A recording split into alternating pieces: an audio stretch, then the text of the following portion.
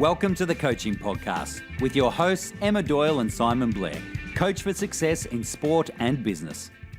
G'day everybody and welcome to the Coaching Podcast. My name's Emma Doyle. I'm here with Cari Buck. Now, did I pronounce that right? Yes, you did. Ah, look at that with my Australian little lingo in there. I like the Australian accent. It sounds good. Yeah, thank you. I appreciate it. I like your accent too.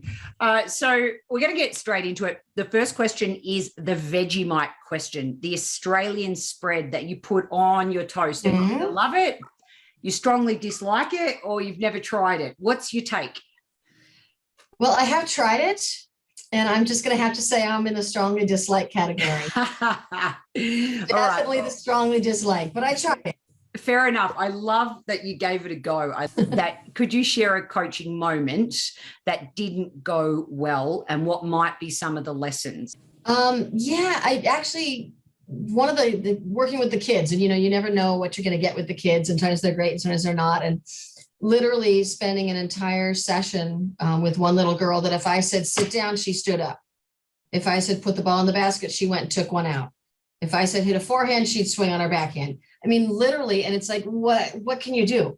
Like these kids they can be so frustrating, but they're so cute at the same time. And you just kind of have to go with it. And I literally started saying, okay, don't pick the balls up. And she would pick them up. So I literally ended up having to use like a reverse psychology on this little one to get her to do what I wanted to do, because she didn't get what I was doing. So I just told her to do the opposite and she did it. But, the kids are great. It's so much fun, but sometimes they kind of throw you for a loop a little bit. Yeah, they do. I love that story. I'm sure many coaches out there listening could relate to that one. Yeah. And what about on the flip side? What about a really great coaching moment? Probably one of the greatest coaching moments I've had is a combination of, sort of over a timeline. And it was working with some of our military here in Southern California as they prepared for the Invictus Games, and working on wheelchair tennis with them. And the U.S. tennis teams in the Invictus Games had never even won a set, let alone a match. Coaching them through for the training camp and then actually having them get a bronze medal was, I think, probably one of the coolest coaching moments I've ever had, was to see that progression from these guys. And one of them wasn't really a tennis player. One of them was very good, but just watching that progression of how they progressed through the game and then bringing home a medal. And the U.S. had never even won a set before. So I think that's kind of one of my cool coaching moments. Yeah, I love that. And the lesson in there around progression, isn't it? It's around progression and it's around seeing people move from, whether it's a junior that's moving from a sectional ranking to a national ranking, or a little one that's moving from red to orange, or maybe it's one of your league ladies that all of a sudden has been in the 3-0s forever and she's made the 3-5 team. It's all about that progression and the players learning to love the game. And you never know when aha moments are going to happen for your players as well. It's like, exactly. I love when that happens. You lead the player to water, but you can't force them to drink. And when they decide to drink on their own and take that next step, I love that. Mm-hmm. Thank you for sharing that. The next question is the sliding doors question. It's funny you bring up sliding doors. It's actually one of my favorite movies. Just for that reason, like how different it could be if you turned a corner a different way or drove to work a different way or whatever. Gosh, I don't know. I was working in the fitness industry and I took a job at something else and I just wasn't happy. And I just kind of knew that I wanted to get back to tennis. And so maybe that was it, like that short stint I had in another industry that just really made me realize I needed to get back into the tennis industry, because that's where I grew up and that's what I knew and that's what I loved. And I look back now and go, why did I leave? Maybe I left because I needed to realize how much I appreciated it. I would say probably something like that. Yeah, fantastic. Our next question is our gold dust question. We ask everybody this call. We've got 500 coaches now. In 1 to a maximum of 3 words, what do you think makes a great coach? Passion. I think it's passion. And we talked a little bit about this in Vegas. It's definitely passion. And you can be a fantastic coach, but not have as much passion as someone that, why are you doing it? Are you doing it because you love to coach? Or are you doing it because you love to give back? What's the reason behind your coaching? And to me, the really great coaches really have a passion for it. Success, they love to see their students work. They love to try challenging things with their students and learn more from them. And that's the difference, I think, between some really great coaches and some great coaches that have a great passion. I love how much kids can teach us and our clients, you know. Yes, for sure. Yeah. When I was in coaching coaches how to coach for sort of 10 years, I'd love it when the kids would say, oh, but that cone's in the wrong place, or they, you know, it's the little things, isn't it? Our final question officially on the coaching podcast is where we ask you to ask us a question. What sparks your curiosity? I ask this of a lot of people, in fact, going through job interviews, you know, when the interviewer asks you, do you have any questions for me? And I always say, like, what makes you want to go to work every day? Why do you love where you are? Why do you love what you do? And what makes you want to go back every day? Mm-hmm. And, you know, we all have our ups and downs. We all have tough days where we think, oh, I don't ever want to go back. But it's the good days that outnumber the bad. But what is it, like, you know, what is it that makes them passionate about their job or makes them want to, you know, what makes it so great for them? Great question. Turn the tables on them a little bit. Yeah. I love that. And then you really get to hear the culture and the values of the organization as well. Clever way of asking it. That's a great question. Thank you. So let's now go wherever we want to go with our topics. We met at the USPTA World Conference in Las Vegas through our mutual friend Bill Riddle. By chance. Yes, shout out to Bill. We love you, Bill. And you joined our table, and I was really fascinated quite instantly around your journey. I mean, you mentioned the fitness industry, but also within tennis. I was wondering if you could share a little bit about the different you know, there's so many things within tennis. There's coaching, there's management, there's director, there's equipment. I know that you've had a little bit of experience. I want to hear more about that. Can you take me back to when you first started coaching even? And some of the transitions? Yeah. I just kind of, I don't know, got tennis DNA. Both my parents were involved in tennis, so it made sense that I would. I first got my first taste of coaching was at a small club that my family ran in Cape Cod every summer. We did it for 22 summers. So literally grew up on the clay courts of Cape Cod during the summertime. And as soon as I have an older brother, and as soon as we were old enough to move from doing court maintenance and selling sodas at the snack bar, Dad had us out working with the little kids. And that was at the time where the Wilson was, you know, Wilson, Mr. Pee Wee was real big with the kids. And that's what I started with.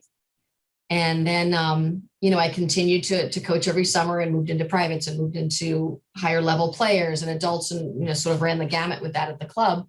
And then after college decided, you know, I wasn't sure what I wanted to do, but I knew I could teach tennis. I knew that tennis was an avenue to follow for me, and it was something that I enjoyed. So I went and I worked for about 3 years with Peter Bergwash.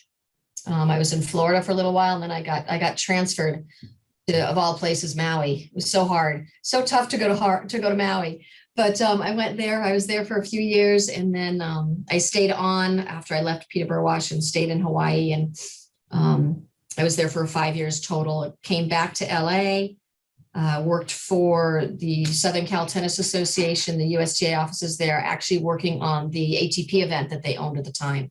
So got a little taste of working ATP events.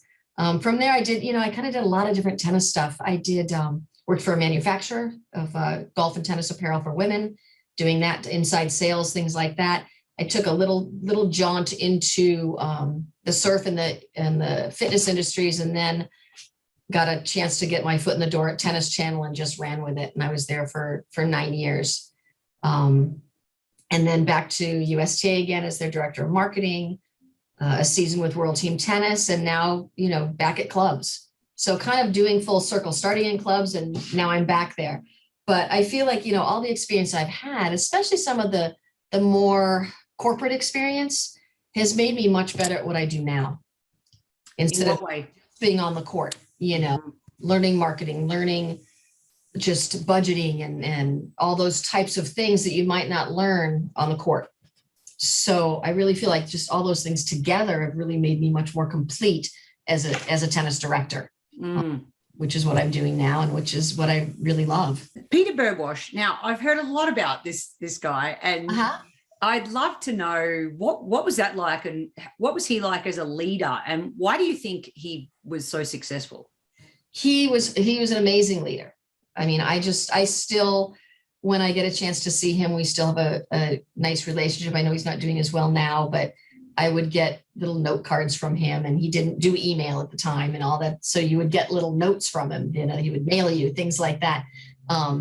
And I was pretty young when I started. I mean, I was right out of college when I started with him. So, and you'll hear all these crazy things about the company and everything, but I learned so much, and I have friendships still from when I started that.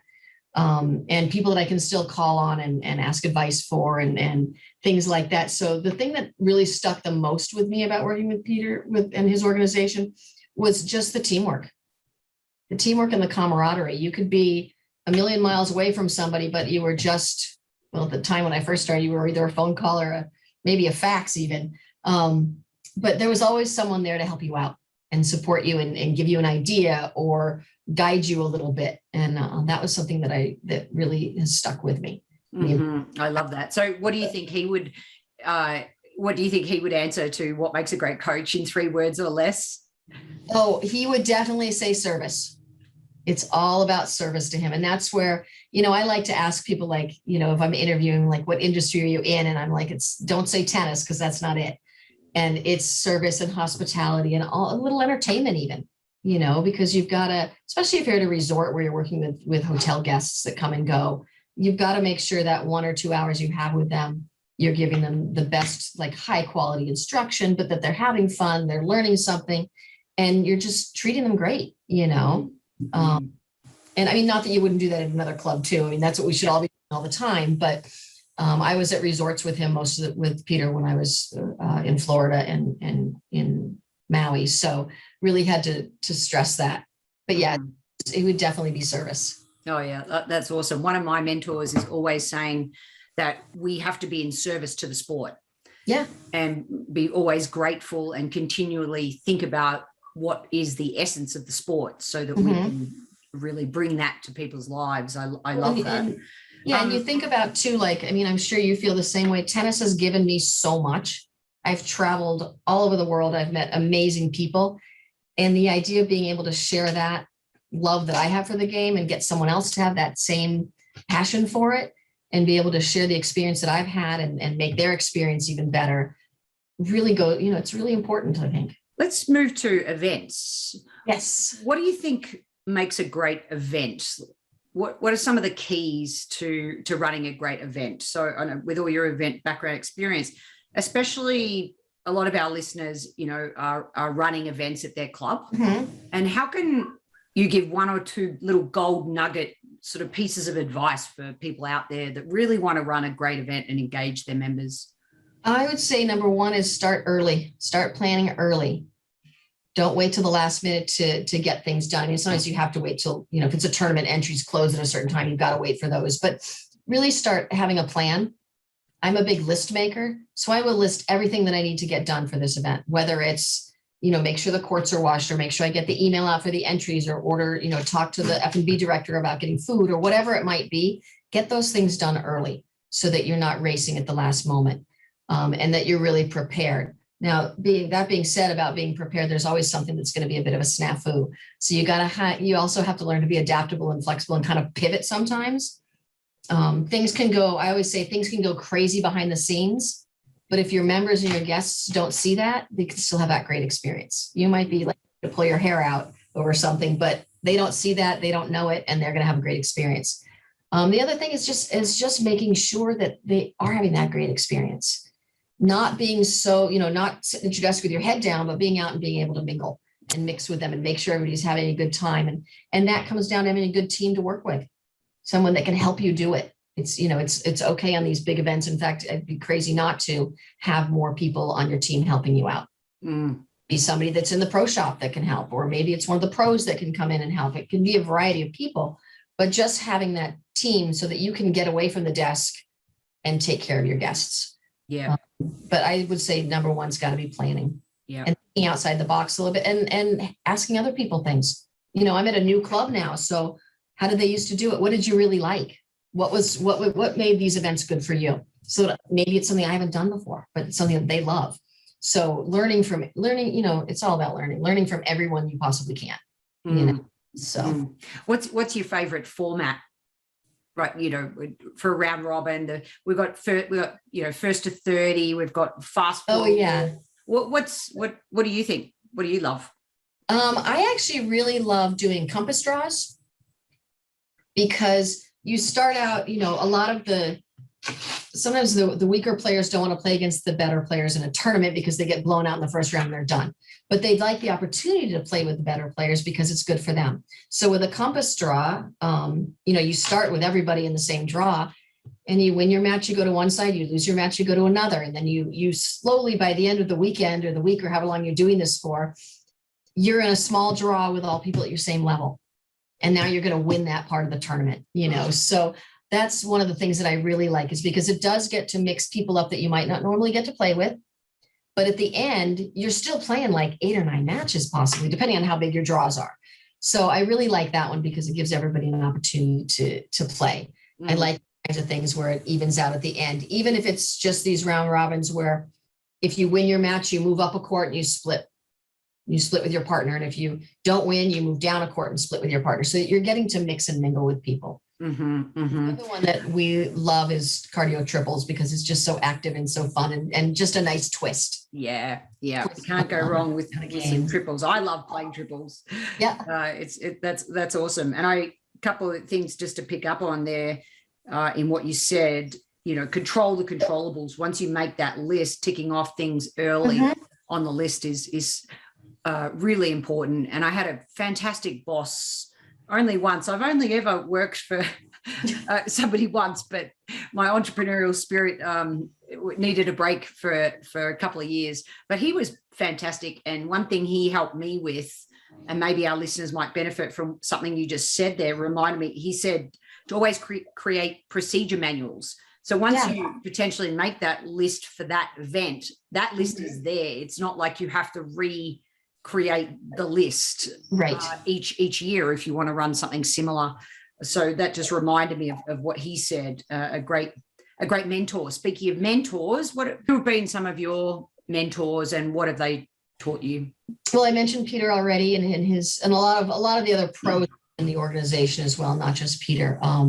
One that I worked with in Hawaii, his name was Bernard Guzman, and he was fantastic. He taught me so much about just working with people, and on court and off court, things like that. He also introduced me to wheelchair tennis, which is, as you know, one of the things that I love and it's so passionate about.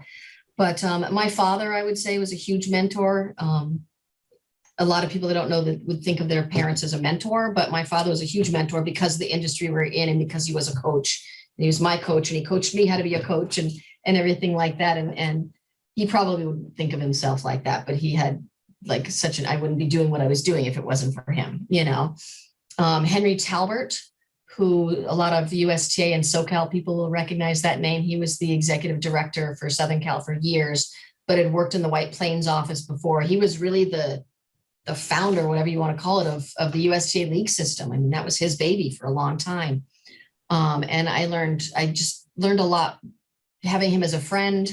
We never actually worked together, but just this friendship that we had and this relationship that we had as I was coming back from Hawaii and learning so much. You have these people that you look up to so much. And then when they tell you that they're proud of you, you're like, wow, like he told me that when I landed my job at Tennis Channel. He's like, I'm so proud of you. And I was just like, that's crazy, because like, I'm always so like in awe of him. And now he's turned the tables on me, So he was a big mentor as well. Yeah, nice. There's lots of people that have just had a huge impact on me on just a smaller level. Yeah. There's so many, hasn't there? But yes. And I agree. My dad is one of my mentors too. He's an amazing speaker, and he was a scientist. So he was always thinking outside the square when we would practice together for all those years. What do you think makes a great parent coach? Like, I personally just think that the more time I invest now in parents and educating parents, the easier my job. I used to be the other way around. It used to be the other way around, but I think, you know, these days, and of course Richard Williams and, you know, King Richard, the movies just come out, and I think it's more and more now that parents are on court with their child and playing that role. So what was that like for you with your dad coaching you, and what do you think is important for anyone out there considering coaching their kids? You know, I think that there's got to be boundaries. There's got to be really good communication. What's interesting about my dad being my coach is that once I hit a certain age, he wasn't really my coach anymore. He had guys that he was coaching coach me. Now, indirectly, he was coaching me, but he wasn't on the court. I was a kid that wanted to be pushed and needed to be pushed. Like I loved being out there, but I wanted somebody pushing me and maybe being a little harsh on me. Then my dad wasn't going to do that because he didn't want to be that tennis parent, you know? So I think probably when I was in, you know, teenager or whatever, I started working with other coaches. But I think it's so important for parents to understand that you're a parent first. And I remember hearing a story with Vic Braden, and a parent came up to him and said, you know, my daughter's not doing this, and, you know, how can I get her to change this? And Vic said to him, he's like, oh, so you're a coach? And he's like, well, no, I'm her dad. And he goes, oh, but you're a top level tennis player? And he goes, well, I'm like a 4.0. He goes, but, you know, I really want to help her. He goes, well, then just be your dad. You know, just be her dad. You know, you hear these horror stories of like you losing the match and you're afraid to get in the car to drive home with your parents because you're going to get yelled at, you know, and my routine at the end of a tournament was, you know, the same thing, win or lose. We talked about some constructive things and then we'd grab an ice cream or whatever, you know, so it wasn't that horrible win or lose thing. And kids have so much pressure on them now. I mean, I played so many different sports, and now it's like the kids are like 12 and they've got to pick one sport only and focus on that. And I think that that's really tough. And I think that, you know, they talk about things to say to your kids, like, I love watching you play. You know, I'm so proud of how you performed today and that you worked so hard, instead of always the winning and the losing, you know. And I think that that's hard. And I think it's tough for parents that are good coaches, that are involved in tennis, to really just let the kids be kids sometimes, you know. So that's kind of part of it, is you've got to know what your role is. Yeah. Active role, but you've got to be educated on it. Yeah. You've got to understand the game before you can start, you know. I had a zonals match one time, coaching up in Salt Lake City, and this poor kid, he was in his third set tiebreaker, you know, and it was a make it or break it. If we won that match, we won the whole thing. If we lost it, we didn't lose it yet, but it was still pretty serious. And I remember his dad coming out to me, he goes, well, what are you telling him on the changeovers? Because at zonals, you can talk to the kids. And he's like, you should tell him not to double fault. And I'm like, I kind of think he knows that already. I think that's just a lot of nerves out there, you know, but it's that idea, like you gotta understand what the kids are going through. You got to understand the game before you can start picking the game apart, you know? So another one of my favorites that you reminded me is, I'm really looking forward to seeing your best effort today. Yeah. You know, like exactly. all this, I love to so see you play. Better things to say than good luck or don't double fault as they're exactly walking out on the court. Back to passion for a minute. You know, I can hear the passion in your voice. You're passionate about the industry and all the impact you've had. It's one of those things that sometimes I feel like it's hard to describe what passion is as well. It's hard to put your finger on exactly. Like I often say, well, that person's really passionate. But really, what does that mean to you when you see a passionate coach? How is that coach displaying passion? To me, it goes back to a little bit of what I touched on before. To me, a passionate coach is a coach that is giving back, because they've had such an amazing experience and they're giving back, and they want to see those students and their clients have that same love of the game.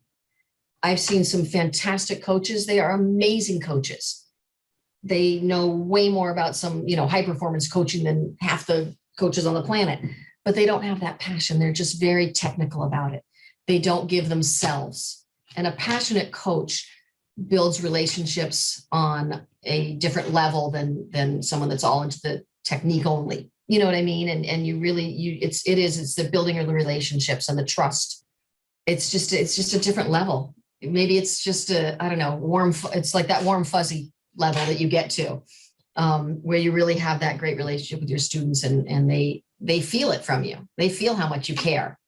And it's just caring about them on the court, but it's caring about them as a person. Mm-hmm. So, and the tennis channel. Tell me, I really don't know, being from Australia, of course, I don't really know that much about the tennis channel, to be 100% honest. yeah. What, 9 years? What did you do? And what do you tell us about the tennis channel? 9 years. I actually took a step backwards. You know, people make lateral moves in their career, they make upward moves. I actually took a backward step to take that job. And I went from being a national sales manager in the fitness industry to being an executive assistant for one of their executives. And, you know, the first few weeks, it was like the toughest thing was like, where did I park my car today? But I knew I wanted to be back in tennis. And everybody I had met that worked there was great. I really, you know, it just had a good vibe for me. And I just knew that I could build it a little bit. I could start here, but I knew that's not where I was going to stay. I knew I would be able to build that position. And that's exactly what I ended up doing. It was great. That was where I got to do a lot of traveling. I worked mostly in ad sales and marketing, but there's also the department called Tennis Industry Relations, which is kind of that go-between with USTA and ITF and ATP and, you know, all the different organizations within the tennis industry. So I did a lot of work with that department as well, which is where I got to get really fun traveling in, to Paris and to Madrid and to all over the US, doing working in production and working with the sponsors, with our advertisers, working on their projects and their short form pieces that they were doing. So working with their players, as well as doing things like green screen interviews and bag checks and all those kinds of things, which was really great for me because I just love tennis so much. It was awesome. Then got a little bit more into working directly with the clients. For example, taking somebody like a Wilson who's got a new racket out, and we're going to do some short form pieces on them. And, you know, we think this is what they want to talk about. And they're like, no, we want to talk about this. So making sure that you understood what Wilson's point of view was on this new racket. Like, what did they want to push? Did they want to push the technology? Did they want to push this cool design and color scheme? Or did they want to push who was going to be using it and build the whole project, their whole programming around that? So that was, you know, and again, got to meet a ton of people and just really enjoyed my whole time there. And I'm sure you learned a lot about technology and racket technology and the different. Yep, I did. Yeah. And one of the things that was really fun that I used to do is I ran the VIP suite at the US Open. So this year, right before I saw you in Vegas, they actually called me because I wasn't working at the time and said, can you come run our suite? And I hadn't worked there for 5 or 6 years. So that was really great to be able to get sort of back into that and to be at the Open again with full fans and, you know, see everybody because we hadn't seen people for so long. Yeah. How long has the tennis channel been going and what's its purpose? Let's see, how long has it been going? I want to say it had been going about 3 years when I got there. So that puts it about 13. It's over 15. I'm guessing a little bit more than that now. You know, it was kind of the vision of one person that thought there should be, you know, we've got a vast, you know, NFL network and we've got MLB network, and why don't we have tennis? And I think in the beginning, a lot of people thought he was nuts and he didn't care. And he just kept pushing and pushing and pushing, made it happen. And then it got to a point where it was big enough that someone else had to come in and get it to the next level. You know, it's like working with the little kids. It's like some people are great working with little kids, but they can't get them to that. They can't get them from orange ball to green ball. They're just not, or from green ball to, you know, a ranked junior. They're just not, they don't have that talent, that level of ability or whatever. It's not their forte. So it was kind of the same thing. Like we got it started and then, okay, now we need to get it to the next level. So it's, you know, when I was there was a lot more programming on tennis related travel and instructionals and things like that, those kind of content. And now it's kind of doing a little bit more of that, but it's been really just about the live tennis. the app that they have now, that's the, what do they call it? I can't remember. Tennis Channel Everywhere, I think is what it is. That you can see things that you wouldn't see on Tennis Channel, but you can see them on that, the streaming, that's what it is. So you can tell it's been a few years since I've been there. I forget the names. Yeah. I mean, it's great for tennis players to be able to have that place that's really dedicated to tennis and have commentators that know tennis and love tennis and are dedicated to it, as opposed to seeing it pushed off on, another network where it's competing with, 30 other sports. So couldn't agree more. No, I'm a fan of it now, living in the US, but I really didn't know anything about it 3 years ago. World team tennis. Which team did you? What was your role? And what did I was the general manager for the San Diego team. Oh, nice. And it was fun. I learned a lot. I learned a lot about how they operated. I learned a lot about myself because it was a job that was pretty autonomous in a lot of ways. But working with the players was great. Working with our coach was John Lloyd, and he was amazing. God, I could sit and listen to the stories he could tell all day. I mean, they're great. Fun organization. I love the concept of how it's played. I actually really like the fact that it's all in one place now. Like it was at the Greenbrier last year, and now it was in Indian Wells. I really think that for the fans, that's neat. For the players, it's so much easier than flying all over the country to get to matches. And, you fly in, you play a match that night, you leave the next morning, you got a match the next day. It's just, that's tough. A little tougher on the hometown feel, cheering for your home team because you're not there. I was going to say, and the players aren't used to playing in a team format. Their friends on the sideline cheering for them, and they can substitute in and stuff like that.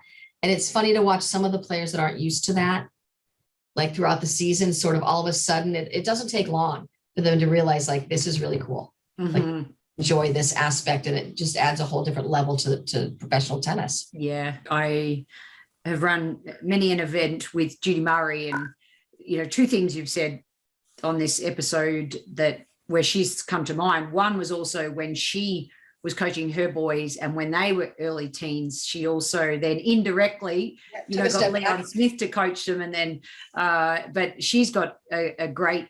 Uses almost like the soccer, red card, yellow card. Yeah, it has a gold card, and when you hold it up, it's you can replay the point, you can switch someone out, you can make them play only one versus two, just by holding up the cards, and it's very clever. We have to always continuously think outside the square and keep reinventing our relationship with tennis. I did run a dating business once, doubles for singles.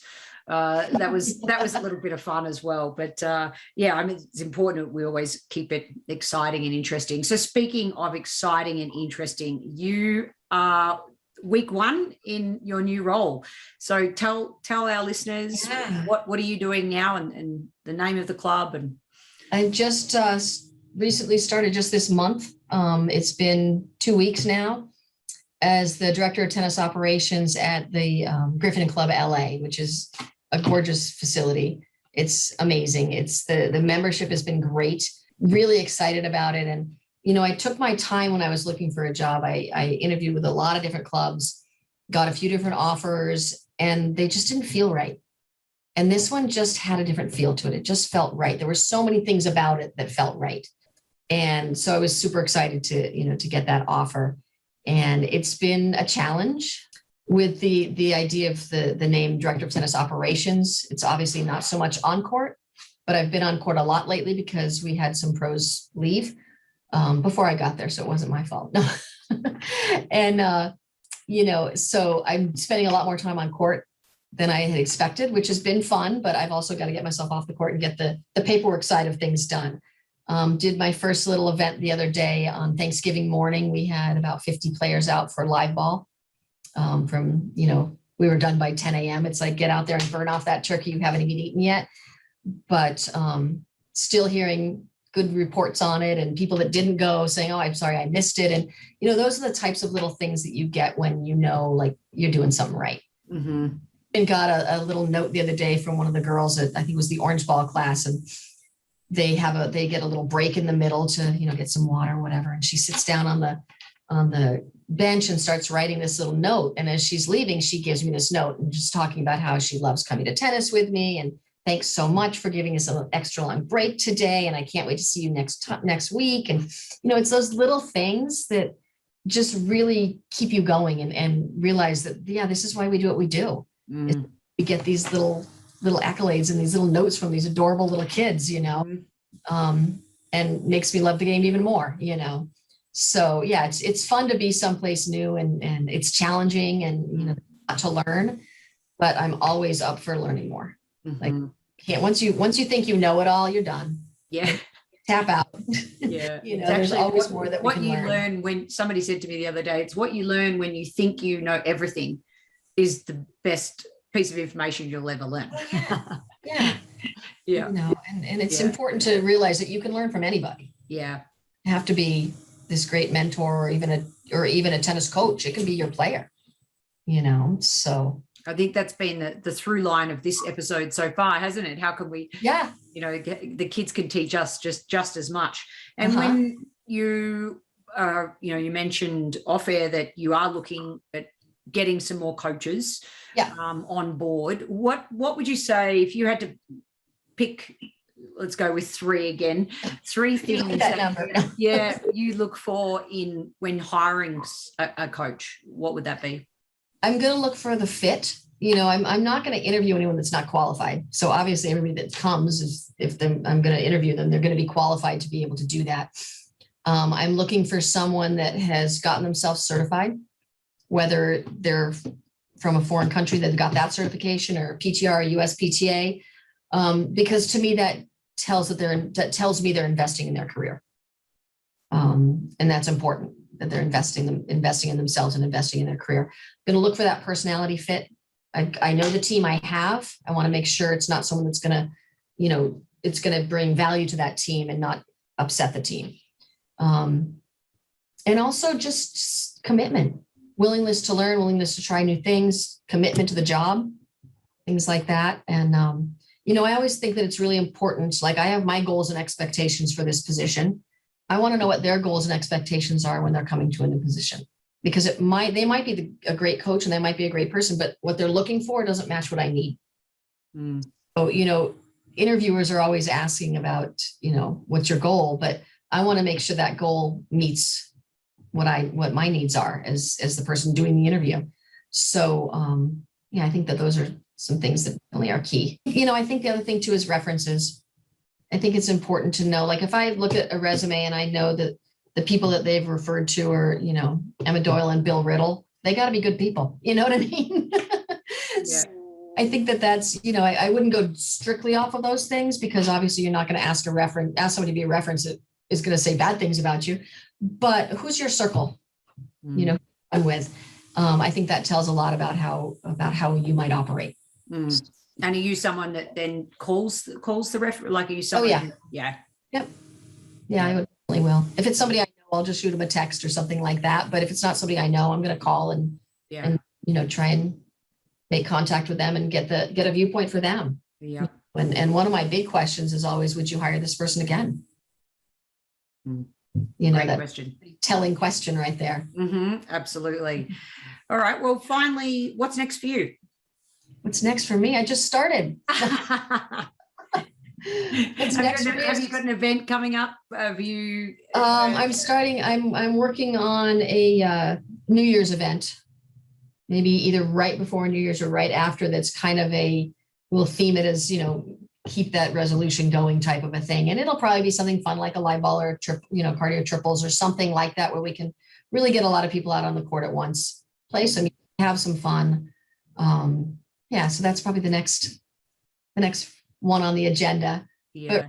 But, each day is just, the goal is just to make that program better than it was the day before, and learn a little bit more about the members or the processes or whatever it might be, to really get everything running smoothly and keeping everybody happy. And trust your gut. That's a great decision. And handwritten notes, everyone, get writing those handwritten notes from your players and to your staff and anyone that's impacted you. You've impacted me, your passion, I can feel it. It's been so lovely to get to know you over the last 45 minutes. And I really appreciate your time, and I wish you all the best with this new role. Thanks. Appreciate it. The Coaching Podcast was brought to you by Emma Doyle and Simon Blair. Emma Doyle is a global speaker and performance coach helping unleash human potential. Her website is emmadoyle.com.au. And I'm Simon Blair, trainer, assessor and coach of sales and customer service skills with my own company, 5 Degrees. Connect with me on LinkedIn or email me at simon.blair@5degrees, that's FIVEDEGREES.com.au.